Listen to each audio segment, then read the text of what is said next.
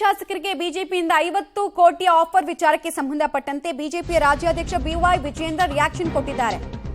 CM Siddaramaiah ಅವರ ಹೇಳಿಕೆಗೆ ವಿಜೇಂದ್ರ ಅವರು ತಿರುಗೇಟನ್ನ ಕೊಡ್ತಾ ಇದ್ದಾರೆ. ಬಹುಶಃ ನಿಮ್ಮ ಶಾಸಕರ ಮೇಲೆ ನೀವು ವಿಶ್ವಾಸವನ್ನ ಕಳೆದುಕೊಂಡಂತೆ ಕಾಣ್ತಾ ಇದೆ, ಅದಕ್ಕಾಗಿ ಕಪೋಲ ಕಲ್ಪಿತ ಆರೋಪವನ್ನು ಮಾಡ್ತಾ ಇದ್ದೀರಿ ಅನ್ನೋದು ಬಿವೈ ವಿಜೇಂದ್ರ ಅವರ ತಿರುಗೇಟಿನ ಭಾಗ ಆಗ್ತಾ ಇದೆ. ಇಷ್ಟು ಮಾತ್ರ ಅಲ್ಲ, ಶಾಸಕರನ್ನ ಮಾರಾಟದ ವಸ್ತುಗಳಂತೆ ವ್ಯಾಖ್ಯಾನಿಸಿ ಅವರಿಗೆ ಅವಮಾನ ಮಾಡ್ತಾ ಇದ್ದೀರಿ ಅಂತ ಅವರ ಕುರಿತಂತೆ ಅವರಿಗೆ ಕಾಳಜಿ ಕೂಡ ವ್ಯಕ್ತ ಆಗಿದೆ. ನಿಮ್ಮ ಮೇಲಿನ ಆರೋಪ ಮುಚ್ಚಿಕೊಳ್ಳೋಕೆ ಹೆಣೆದಿರುವಂತಹ ಹತಾಶೆಯ ಸುಳ್ಳಿನ ಕಂತೆ ಇದು ಅಂತ ಬಿಜೆಪಿ ಸಾರಾಸಗಟಾಗಿ ಆಪರೇಷನ್ಗೂ ನಮಗೂ ಸಂಬಂಧ ಇಲ್ಲ ಅಂತ ಕೈ ಮೇಲೆತ್ತಾ ಇದೆ. ಇಡಿ ಸ್ವಯಂ ಪ್ರೇರಿತ ದೂರು ದಾಖಲಿಸಿಕೊಂಡು ತನಿಖೆ ನಡೆಸೋದು ತುರ್ತು ಅಗತ್ಯ ಇದೆ ಅಂತ ಎಕ್ಸ್ನಲ್ಲಿ ಬಿಜೆಪಿ ರಾಜ್ಯಾಧ್ಯಕ್ಷ ವಿಜೇಂದ್ರ ಅವರು ಆಗ್ರಹಿಸ್ತಾ ಇದ್ದಾರೆ. ಬಿಜೆಪಿಯ ಆಪರೇಷನ್ಗೆ ಸಂಬಂಧಪಟ್ಟಂತೆ ತಿರುಗೇಟನ್ನ ಕೊಟ್ಟಿರುವಂತಹ ಪರಿ, ಒಂದು, ನಿಮ್ಮ ಶಾಸಕರನ್ನ ನೀವು ಅವಮಾನ ಮಾಡ್ತಾ ಇದ್ದೀರಿ ಹಿಂಗೆಲ್ಲ ಹೇಳ್ಬಿಟ್ಟು ನಿಮ್ಮ ಶಾಸಕರ ಮೇಲೆ ನಿಮಗೆ ನಂಬಿಕೆ ಇಲ್ವಾ ಅಂತೆಲ್ಲ ಕೇಳೋ ಕೆಲಸ ಆಗಿದೆ. ಹಾಗೂ ನಮಗೂ ಈ ಆಪರೇಷನ್ ವಿಚಾರಕ್ಕೂ ಸಂಬಂಧ ಇಲ್ಲ ಅಂತ ತಮ್ಮ ಮೇಲೆ ಬಂದಿರುವಂತಹ ಆರೋಪಕ್ಕೆ ಸಂಬಂಧಪಟ್ಟಂತೆ ಕ್ಲೀನ್ ಚೀಟ್ ಅನ್ನ ತಮಗೆ ತಾವೇ ಕೊಟ್ಕೊಳ್ತಾ ಇದ್ದಾರೆ. ವಿಜೇಂದ್ರ ಅವರ ಹೇಳಿಕೆಗೆ ತಿರುಗೇಟು ಕೊಡ್ತಾ ಇದ್ದಾರೆ ಸಿಎಂ. ರಾಜ್ಯ ರಾಜಕೀಯದಲ್ಲಿ ಜಟಾಪಟಿ ಆಪರೇಷನ್ ಕುರಿತಂತೆ ಮುಂದುವರಿತಾ ಇದೆ. ಆಪರೇಷನ್ ಕಮಲದ ಬಗ್ಗೆ ಸಿಎಂ ಅವರೇ ತನಿಖೆ ಮಾಡಿ ಅಂತ ವಿಜೇಂದ್ರ ಅವರು ಹೇಳಿದರು. ವಿಜೇಂದ್ರ ನಿನ್ನೆ ಮೊನ್ನೆ ಬಂದಿರೋರು, ಅವರ ಬಗ್ಗೆ ನೀವ್ಯಾಕೆ ಹೇಳ್ತೀರಾ ಅಂತ ಸಿಎಂ ಸಿದ್ದರಾಮಯ್ಯ ರಿಯಾಕ್ಷನ್ ಕೊಟ್ಟಿದ್ದಾರೆ. ಅವರ ಹೇಳಿಕೆ ಬಗ್ಗೆ ನಾನು ಉತ್ತರ ಕೊಡಲ್ಲ ಅನ್ನೋದು ಸಿಎಂ ಸಿದ್ದರಾಮಯ್ಯ ರಿಯಾಕ್ಷನ್. ವಿಜೇಂದ್ರ ಅವರು ತಾವು ತನಿಖೆ ಮಾಡಿ ಹೇಳಬೇಕು, ಜವಾಬ್ದಾರಿ ಕೊಡಲ್ಲಪ್ಪ.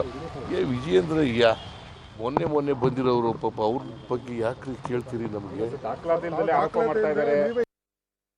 ವಿಜೇಂದ್ರ ಅವರು ತಾವು ತನಿಖೆ ಮಾಡಿ ಹೇಳಬೇಕು, ಜವಾಬ್ದಾರಿ ಕೊಡಲ್ಲಪ್ಪ. ವಿಜೇಂದ್ರ ಮೊನ್ನೆ ಬಂದಿರೋರು ಪಾಪ ಅವ್ರ ಬಗ್ಗೆ ಯಾಕ್ರಿ ಕೇಳ್ತೀರಿ? ನಮಗೆ ಡೀಟೇಲ್ಸ್ ಕೊಡ್ತಾರೆ. ನೇರ ಸಂಪರ್ಕದಲ್ಲಿ ಜಾಯಿನ್ ಆಗ್ತಾ ಇದ್ದಾರೆ ಮಸೂದ್. ಕೆಲ ವರ್ಷಗಳಿಂದ 2014ರಿಂದ ಈ ದೇಶದಲ್ಲಿ ಎಲ್ಲೇ ಚುನಾವಣೆ ಆದ್ರೂ ಕೂಡ ಎರಡು ವಿಚಾರಗಳು ಚಾಲ್ತಿಯಲ್ಲಿದೆ. ಒಂದು, ಬಿಜೆಪಿ ಚುನಾವಣೆ ಗೆಲ್ಲುತ್ತೆ ಅಥವಾ ಬಿಜೆಪಿ ಅಧಿಕಾರಕ್ಕೆ ಬರುತ್ತೆ ಅಂತ. ಸೊ ಬಿಜೆಪಿ ಟ್ರ್ಯಾಕ್ ರೆಕಾರ್ಡ್ ಇರೋದನ್ನ ಸಹಜವಾಗಿ ಅವಕಾಶ, ಸಂದರ್ಭ, ಟೈಮಿಂಗ್ ತಕ್ಕಂತೆ ಉಪಯೋಗಿಸೋದ್ರಲ್ಲಿ ಏನ್ ತಪ್ಪು? ಬಿಜೆಪಿ ನಾಯಕರು ಕೊಡ್ತಾ ಇರುವಂತಹ ಸಮರ್ಥನೆ, ಡಿಫೆನ್ಸ್ ಮಾಡ್ತಾ ಇರುವಂತಹ ರೀತಿ ಯಾವ ರೀತಿ ಇದೆ? ಮಮತಾ, ಬೈ ಎಲೆಕ್ಷನ್ ಮುಗಿತಿದ್ದಂಗೆ ಮುಖ್ಯಮಂತ್ರಿಗಳು ಆಪರೇಷನ್ ಕಮಲ ಆರೋಪವನ್ನು ಬಿಜೆಪಿ ನಾಯಕರ ಮೇಲೆ ಮಾಡಿರುವಂಥದ್ದು. ತಮ್ಮ ಪಕ್ಷದ 50 ಶಾಸಕರಿಗೆ ತಲಾ 50 ಕೋಟಿ ಆಮಿಷವನ್ನು ಒಡ್ತಾ ಇದ್ದಾರೆ. ಆ ಮೂಲಕ ಸರ್ಕಾರ ಅಸ್ಥಿರ ಮಾಡುವಂತಹ ಪ್ರಯತ್ನ ಪಡ್ತಾ ಇದ್ದಾರೆ. ಇದು ಸಾಧ್ಯ ಆಗ್ತಿಲ್ಲ ಅನ್ನುವಂಥ ಒಂದು ಕಾರಣಕ್ಕೆ ನನ್ನನ್ನು ಕೂಡ ಟಾರ್ಗೆಟ್ ಮಾಡ್ತಾ ಇದ್ದಾರೆ ಅನ್ನುವಂಥ ಆರೋಪ ಮಾಡಿದ್ದಾರೆ. ಈಗ ಆಪರೇಷನ್ ಕಮಲ ಆರೋಪಕ್ಕೆ ಬಿಜೆಪಿ ನಾಯಕರು ಕೂಡ ಕೆರಳಿ ನಿಂತಿರುವಂಥದ್ದು. ಈ ಸಂಬಂಧಪಟ್ಟಂತೆ ಸಿ.ಟಿ. ರವಿ ಅವರು ಕೂಡ ಈಗಾಗಲೇ ಮಾತನಾಡಿದ್ದಾರೆ, ನಿರೂಪಿಸಿಲ್ಲ, ರಾಜೀನಾಮೆ ಕೊಡಿ ಅಂತ. ಎಕ್ಸ್ ಖಾತೆಯಲ್ಲಿ ವಿಜೇಂದ್ರ ಅವರು ಕೂಡ ಈ ಸಂಬಂಧಪಟ್ಟಂತೆ ಆಕ್ರೋಶವನ್ನು ವ್ಯಕ್ತಪಡಿಸ್ತಾ ಇದ್ದಾರೆ. ನಿಮ್ಮದೇ ಸರ್ಕಾರ ಇದೆ, ನಿಮ್ಮದೇ ತನಿಖಾ ಸಂಸ್ಥೆಗಳಿದ್ದಾವೆ, ಯಾರು ಆಮಿಷ ಒಡ್ಡಿದ್ದಾರೆ, ಯಾರಿಗೆ ಆಮಿಷ ಒಡ್ಡಿದ್ದಾರೆ, ಇದಕ್ಕೆ ಸಾವಿರಾರು ಕೋಟಿ ಬಂಡವಾಳ ಬೇಕಾಗುತ್ತೆ, ಯಾರು ಅಷ್ಟು ಬಂಡವಾಳ ಹೂಡ್ತಾ ಇದ್ದಾರೆ, ಇದ್ರ ಬಗ್ಗೆ ಮಾಹಿತಿ ಕೊಡಬೇಕು.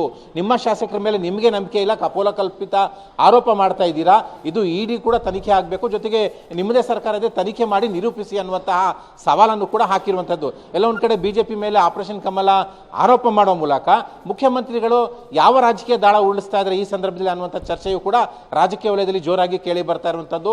ಬೇರೆ ಬೇರೆ ರಾಜ್ಯಗಳಲ್ಲಿ ಆಪರೇಷನ್ ಕಮಲ ಆಗಿರ್ಬೋದು, ಸರ್ಕಾರ ಉರುಳಿಸಿ ಸರ್ಕಾರ ರಚನೆ ಮಾಡಿರ್ಬೋದು.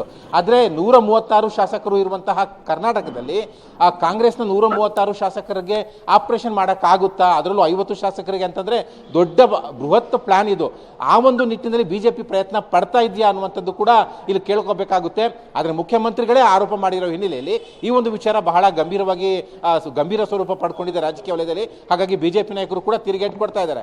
ಈಗ ಅದನ್ನು ಸಾಬೀತು ಮಾಡಿ ಅನ್ನುವಂಥ ಸವಾಲನ್ನು ಕೂಡ ಬಿಜೆಪಿ ನಾಯಕರು ಹಾಕಿದ್ದಾರೆ. ಮುಂದಿನ ದಿನಗಳಲ್ಲಿ ಮುಖ್ಯಮಂತ್ರಿ ಯಾವ ರೀತಿ ಸಾಬೀತು ಮಾಡ್ತಾರೆ ಅಥವಾ ಇದು ರಾಜಕೀಯ ಹಿಟ್ ಅಂಡ್ ರನ್ ಹೇಳಿಕೆ ಅನ್ನುವಂಥದ್ದು ಕೂಡ ಗೊತ್ತಾಗುತ್ತೆ. ಮಮತಾ, ಧನ್ಯವಾದ ಮಸೂದ್ ತಮ್ಮ ಮಾಹಿತಿಗಾಗಿ.